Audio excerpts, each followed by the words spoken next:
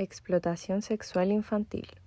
En este video abordaremos el tema de la explotación sexual comercial de niños, niñas y adolescentes, conocido por su sigla ESCNNA.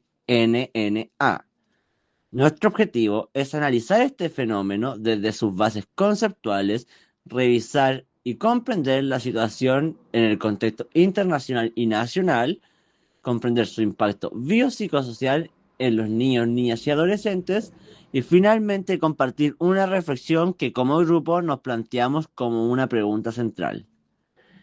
La infancia y la adolescencia son etapas fundamentales para el desarrollo humano, en las cuales se consolidan procesos relacionados al apego y características de la identidad personal y de la autoestima.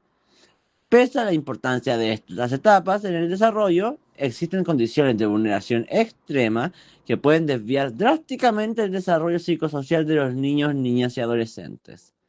Siendo un ejemplo de esto, lo que los organismos globales como UNICEF denominan en el término consensuado de explotación sexual comercial de niños, niñas y adolescentes o ESCNNA. Según UNICEF, dentro de la explotación sexual comercial de niños, niñas y adolescentes, se engloban actos de abuso de carácter sexual hacia menores cometidos en distintos entornos, desde el abuso cometido por un familiar o cuidador del menor hasta la trata por el comercio sexual dentro y fuera de las fronteras del país. Para dimensionar la magnitud y el gran impacto de este problema a nivel internacional, según un informe de UNICEF publicado el año 2020, se calcula que 1 de cada 20 niños entre 15 a 19 años, es decir, unos 13 millones aproximadamente a nivel mundial, han sido víctimas de relaciones sexuales forzadas a lo largo de su vida. Además, se menciona que el abuso sexual de menores está fuertemente marcado por el género, siendo el 90% de los abusadores hombres y las niñas presentando una tasa de victimización 2 a 3 veces superior a los niños. Bueno, a continuación tenemos el modelo de las 4 precondiciones de David Finkelhor. Él fue muy influyente dentro de la comprensión del abuso sexual infantil, ya que propone que el abuso sexual hacia menores es un fenómeno multifactorial que integra variables tanto psicológicas como sociológicas. El modelo reconoce además que distintas combinaciones de factores pueden motivar a diferentes agresores y que la psicopatología individual no es suficiente por sí sola para explicar el fenómeno. Es necesario considerar también patrones culturales, normas sociales y el contexto en el que se produce el abuso. Lo que hace especial a este modelo es que no busca una única causa, sino que plantea que el abuso ocurre cuando se cumplen estas 4 precondiciones en una secuencia específica. Si falla una de ellas, el abuso no ocurre. Bueno, tenemos la primera precondición, que es la motivación para abusar. Aquí el agresor presenta 3 elementos. Primero, una congruencia emocional, que es decir, una necesidad de poder y control que satisface a través de un menor. Segundo, el arousal sexual, que es una excitación sexual dirigida hacia niños o adolescentes. Y tercero, el bloqueo, que es la incapacidad del agresor de satisfacer sus necesidades afectivas o sexuales de una forma prosocial con otros adultos. La segunda precondición es la falla de inhibidores internos. Aunque el agresor tenga la motivación, normalmente existen frenos internos que impiden actuar. Y cuando estos frenos fallan por consumo de sustancia, distorsiones cognitivas, impulsividad o fallas morales, el agresor pierde el control sobre sus propios impulsos y avanza hacia el abuso. Después tenemos la tercera precondición, que esta involucra a los inhibidores externos, es decir, el entorno. Aquí el factor clave es la ausencia de resguardo social y ambiental, la falta de vigilancia adulta, las políticas de sanción débiles o espacios sin supervisión adecuada. Cuando el entorno no protege, se abre la oportunidad para que el abuso ocurra. Y finalmente, la cuarta precondición, que es la superación de la resistencia del niño o niña.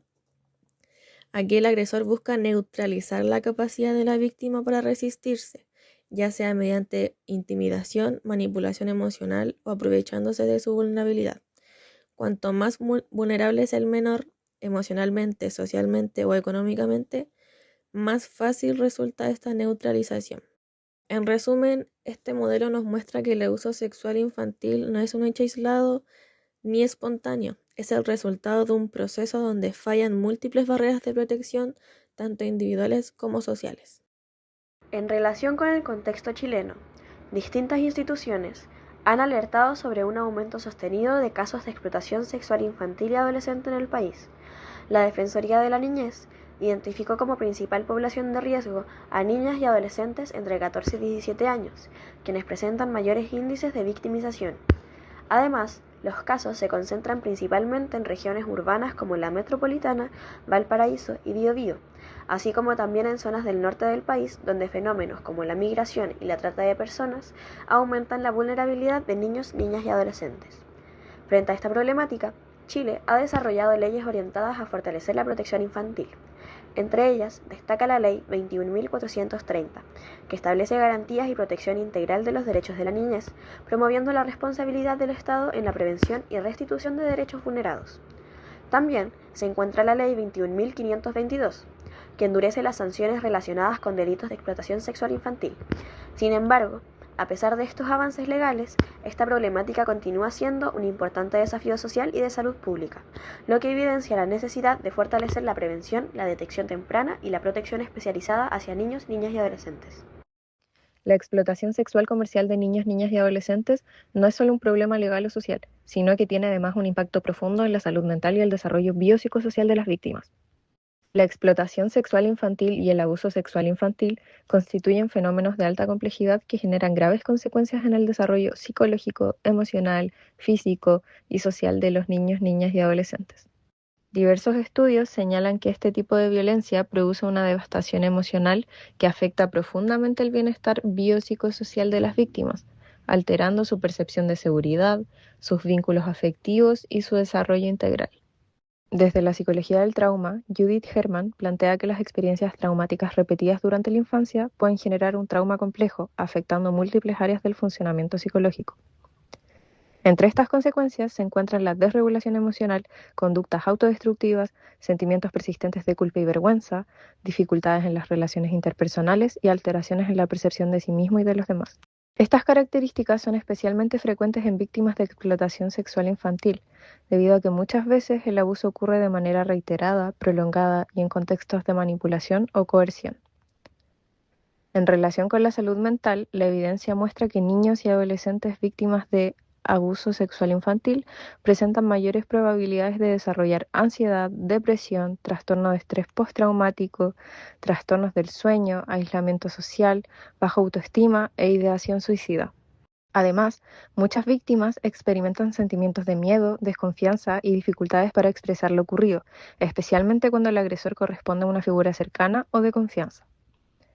Diversos autores señalan que el abuso sexual infantil constituye un importante factor de riesgo para el desarrollo de psicopatologías tanto en la infancia como en la adultez. El impacto del abuso sexual infantil no se limita únicamente a la víctima directa. La investigación de María Soledad Latorre señala que el abuso sexual infantil también afecta profundamente al sistema familiar, generando estrés, sufrimiento emocional, sentimientos de culpa, conflictos familiares y alteraciones en dinámicas relacionales. Desde esta perspectiva, algunos autores utilizan el concepto de trauma sistémico para explicar cómo el daño traumático repercute en todo el entorno familiar y social del niño o del adolescente afectado. Diversas investigaciones clínicas sobre el abuso sexual infantil indican que muchas víctimas presentan dificultades en la construcción de identidad, problemas para establecer relaciones afectivas seguras y alteraciones en su desarrollo emocional y sexual. Según Manríquez Reyes, el trauma asociado al abuso sexual infantil puede mantenerse durante años, influyendo en los patrones relacionales, la percepción de la vulnerabilidad y la manera en la que las personas interpretan su propia historia de vida. En el ámbito biopsicosocial también pueden presentarse consecuencias físicas y sociales importantes como infecciones de transmisión sexual, embarazos no deseados, bajo rendimiento académico, abandono escolar, consumo problemático de sustancias y dificultades en la integración social. En Chile, la explotación sexual infantil es abordada por distintas instituciones públicas y organizaciones especializadas que buscan proteger a niños, niñas y adolescentes víctimas de vulneraciones graves de derechos. Una de las principales instituciones es el Servicio Nacional de Protección Especializada a la Niñez y Adolescencia, organismo estatal encargado de intervenir en casos donde existen vulneraciones como abuso o explotación sexual infantil. Esta institución entrega apoyo psicológico, social y familiar mediante programas especializados de reparación. El acceso generalmente ocurre a través de derivaciones desde tribunales, colegios, hospitales o denuncias realizadas por familiares e instituciones. Otra institución importante es la Defensoría de la Niñez, cuya función principal es promover y proteger los derechos de niños, niñas y adolescentes en Chile. Además de visibilizar esta problemática, la Defensoría realiza investigaciones, informes y seguimientos de políticas públicas relacionadas con violencia y explotación sexual infantil. También destaca el trabajo de la Policía de Investigaciones de Chile, específicamente mediante brigadas especializadas en delitos sexuales y explotación de menores. La PDI investiga casos de abuso sexual infantil, grooming, pornografía infantil y redes de explotación sexual, incluyendo delitos cometidos a través de Internet y redes sociales. Desde la sociedad civil, la Fundación Amparo y Justicia cumple un rol relevante entregando apoyo jurídico y psicológico a víctimas y sus familias, además de desarrollar iniciativas de prevención y capacitación sobre violencia contra la infancia. Finalmente, la UNICEF Chile también participa activamente promoviendo campañas de prevención, estudios y estrategias internacionales enfocadas en la protección de niños, niñas y adolescentes frente a la violencia y explotación sexual. En conjunto, estas instituciones reflejan la importancia de un trabajo interdisciplinario entre el Estado, organizaciones sociales y la comunidad para prevenir la explotación sexual infantil y garantizar la protección integral de las víctimas.